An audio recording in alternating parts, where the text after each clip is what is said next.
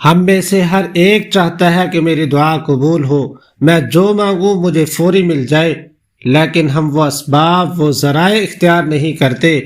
ہم اس طرح دعا میں نہیں مانگتے جس طرح دعا مانگنی چاہیے تھی، اس وجہ سے دعائیں قبول نہیں ہوتی۔ ہم دعا مانگ رہے ہوتے ہیں اللہ تعالیٰ کی ذات کے سامنے، خیالات، ہماری توجہ، ہمارا دھیان، ہمارا دماغ کہیں اور کام کر رہا ہوتا ہے۔ تو میرے عزیز مسلمان بھائیوں اور بہنوں، دعا ویسے ہی مانگے جو دعا کا طریقہ ہے، دعا کے طریقہ آداب کا خیال رکھتے ہوئے۔ اللہ کے پیارے نبی صلی اللہ علیہ وسلم نے ارشاد فرمایا کہ اذان اور اقامت کے درمیان جو دعا مانگی جائے اللہ رب العزت کی ذات وہ دعا قبول فرماتے ہیں۔ تو کتنے مسلمان بھائی اور بہنیں ہیں جو اس وقت کے اندر دعا مانگتے ہیں، کہتے ہیں دعائیں قبول نہیں ہوتی۔ کیوں نہیں قبول ہوتی؟ وہ ذرائع، وہ اسباب اختیار نہیں کرتے، دھیان اور توجہ کے ساتھ دعا نہیں مانگتے، یقین کے ساتھ دعا نہیں مانگتے۔ یقین رکھ کے اللہ رب العزت کی ذات کے حضور دعا مانگے، قبول فرمائیں گے، ضرور قبول ہوگی۔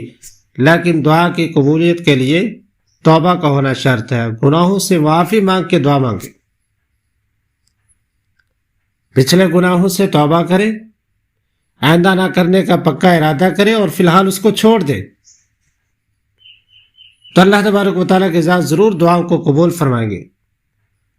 تو دن کے 24 گھنٹوں میں سے اذان اور اقامت کے درمیان سارا دن، ساری رات دعا نہ مانگے، صرف ان اوقات کے اندر جن کے اندر اللہ کے نبی صلی اللہ علیہ وسلم نے ارشاد فرمایا کہ دعائیں قبول ہوتی ہیں، صرف انہی کو ہم اختیار کر لیں، ہماری دعائیں انشاءاللہ ضرور قبول ہوں گی۔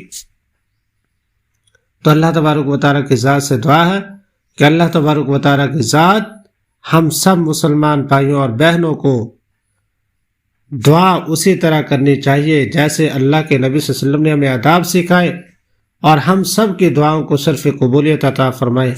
السلام علیکم ورحمۃ اللہ وبرکاتہ۔